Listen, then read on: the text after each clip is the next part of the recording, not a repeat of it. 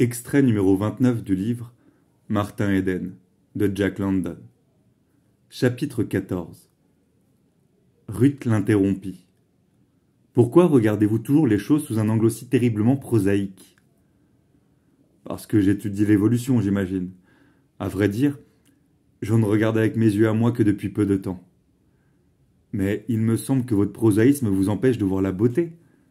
Vous détruisez la beauté comme ces garçons qui, en attrapant les papillons, font disparaître la poudre de leurs magnifiques ailes. Martin Eden secoua la tête. La beauté a un sens, mais auparavant je l'ignorais. Je me contentais d'accepter la beauté comme une chose dénuée de sens. Elle était simplement là, sans rime ni raison. Je ne connaissais rien à la beauté. À présent je sais, ou plutôt je commence à savoir. Cette herbe est plus belle pour moi maintenant que je sais pourquoi elle est une herbe, et quelle chimie du soleil, de la pluie et de la terre l'a fait devenir ce qu'elle est. La vie d'un brin d'herbe est un vrai roman, savez-vous, et même un roman d'aventure. J'en palpite rien que d'y penser. Lorsque je songe au jeu de l'énergie et de la matière, et au formidable combat qu'elle se livre, j'ai l'impression que je pourrais écrire une épopée sur l'herbe. « Comme vous parlez bien, » dit-elle distraitement, et il remarqua qu'elle lui lançait un regard pénétrant. Il fut aussitôt tout confusion et embarras, et le sang lui monta au cou et au visage. « J'espère que je parle de mieux en mieux, » balbutia-t-il. « Il me semble que j'ai beaucoup de choses à exprimer, mais il y en a tant.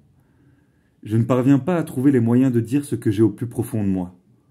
J'ai parfois l'impression que le monde entier, la vie, tout, a élu domicile en moi, et réclame à corps et à cri que je m'en fasse le porte-parole.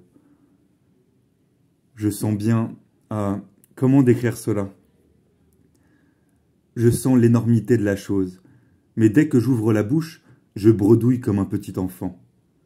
C'est une tâche considérable de transmuer le sentiment et la sensation en une suite de mots écrits ou parlés, qui subira une nouvelle transmutation en ces mêmes sentiments et sensations, pour celui qui lit ou écoute.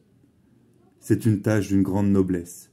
Voyez, j'enfouis mon visage dans l'herbe, et les senteurs que j'aspire par les narines font naître en moi un millier de pensées et d'images. C'est l'odeur de l'univers que j'inhale. Je sais alors ce que sont le chant et le rire, le succès et la peine, le combat et la mort. Et je vois des visions se former dans mon cerveau, nées de cette odeur de l'herbe, et que je voudrais pouvoir vous peindre et peindre au monde. Mais comment faire cela? Ma langue est liée. J'ai tenté de vous décrire avec des mots l'effet que produit sur moi l'odeur de l'herbe, mais je n'y suis pas parvenu. Je n'ai pas pu que vous le suggérer maladroitement. Ce que je dis me semble un véritable charabia, et pourtant je suffoque sous le désir éperdu de parler. Oh! Il leva les mains au ciel en un geste d'impuissance. C'est impossible, incompréhensible, incommunicable. Mais vous parlez très bien, s'obstina-t-elle. Pensez au progrès que vous avez fait depuis que je vous connais, en si peu de temps.